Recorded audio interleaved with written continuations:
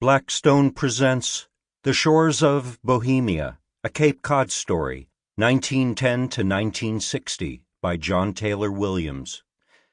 This book is read by Jeff Zinn. For Noah Hall and Charles Jenks, My Guides to Bohemia. My candle burns at both ends, it will not last the night. But ah, my foes, and oh, my friends, it gives a lovely light. Edna St. Vincent Millay. Preface. Certain historians of the obscure claim that at some point during the Holy Roman Empire, Bohemia, which today constitutes the landlocked western part of the Czech Republic, actually possessed a small section of the Adriatic coast. Like Shakespeare's Arden or Malory's Camelot, the shores of Bohemia continue to exist in our collective, unconscious geography, troubling and alluring. A less romantic origin for the word Bohemians might have been its use by the French as a pejorative for the gypsy or Roma who had entered France from the east.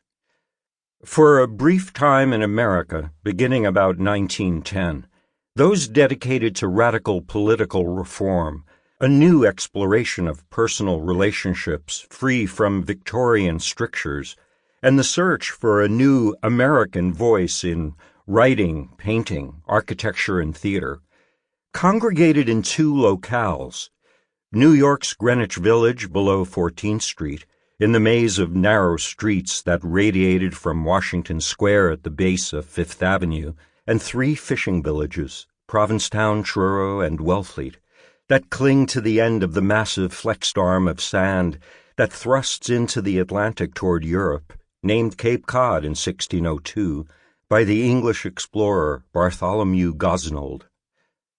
These idealists, like the shapers of most revolutionary movements, especially in the arts, were primarily drawn from the middle and upper classes, young men and women searching to build a life free from Victorian restraints, amid the sprawling post-Civil War industrialization of the country and the shifting of political control to a small group of increasingly wealthy robber barons.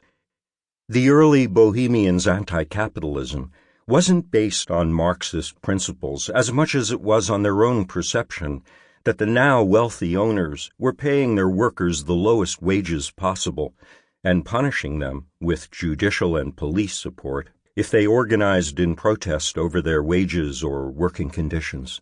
Until the Sample complete. Ready to continue?